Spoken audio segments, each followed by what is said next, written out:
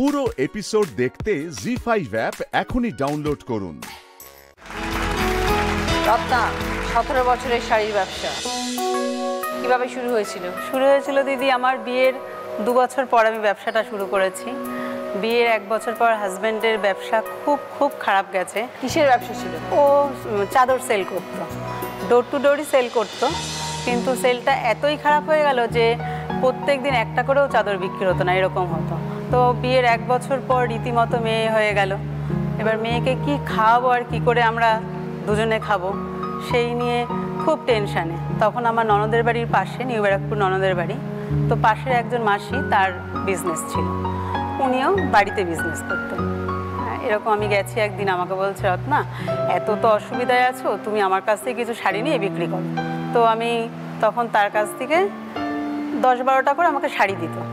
তো প্রত্যেক দিন আমার বাড়ি নাগের বাজার, সেখান থেকে আমি নিউ ব্যারাকপুর যেতাম, গিয়ে ওই 10-12টা শাড়ি নিয়ে আসতাম।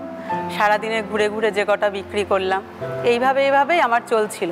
এইভাবে আমি 2টো পুজো অন্তত এইভাবে আমি চালিয়েছি, কিন্তু দেখলাম খুব কষ্ট হয়ে যাচ্ছে। প্রত্যেক দিন নিউ ব্যারাকপুরে যাচ্ছি, মাল নিয়ে আসছি, আবার করতো না? হ্যাঁ, না, হাজব্যান্ড করতো, ওর মতো করছেও, কিন্তু তাতে তো চলছে না কিছুই।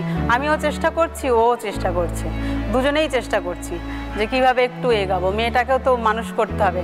2 বছর এভাবে দেখলাম কিছুই হচ্ছে না, মানে ওনার কাছে শাড়ি কিনে এনে আমি হয়তো 50 টাকা লাভ করতে পারছি। তো আমার বাবা তখন বললো, সেই যখন করছিস তাহলে আমি তোকে কিছু পুঁজি দিই, তুই তাহলে বড় বাজারের থেকে নিয়ে।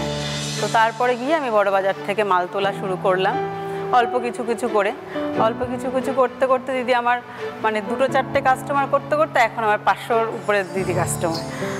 তো পুঁজিটাও যা দিয়েছিল তাতে তখন হচ্ছিল না। তখন যেই লোনের সিস্টেমগুলো আছে, লোন নিয়ে আস্তে আস্তে আমার ব্যবসাটা অনেক বড় করতে পারছি।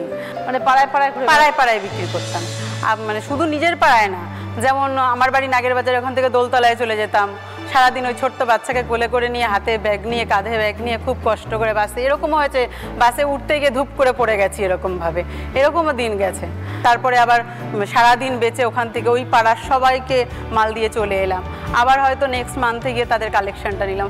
প্রত্যেকের জন্য তো ক্যাশে নিত না, ইনস্টলমেন্ট করে দিত, যে আজকে তুমি 500 নাও, কালকে তুমি পরের মাসে এসে 500 নাও। এইভাবেই চলতো ব্যবসাটা, চলতে এই পর্যন্ত এসেছে দিদি।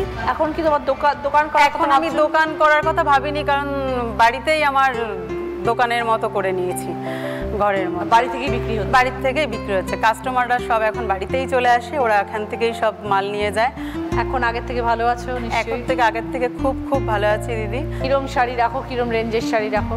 সব ভ্যারাইটিস রাখি, একদম 300 থেকে শুরু করে 250 থেকে শুরু করে 2000, 3000, 5000, যে যেরকম শাড়ি, হয়তো কেউ অর্ডার দিল আমাকে এই শাড়িটা এনে দাও, সেই রকম টাইপের শাড়ি এনে দিলাম।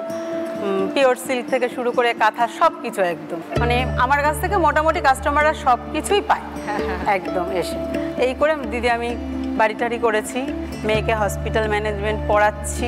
বড় হয়ে গেছে? হ্যাঁ, বড় হয়ে গেছে। আর ছোট মেয়ে 7 বছরের একটা মেয়ে আছে, সে 2-এ পড়ে। 2 মেয়ে? 2 মেয়ে। হাজব্যান্ড কি করছে? হাজব্যান্ড এখন প্লাম্বারের কাজ করে। আচ্ছা। জি5 ডাউনলোড করুন আর সব এপিসোড দেখুন একদম ফ্রি।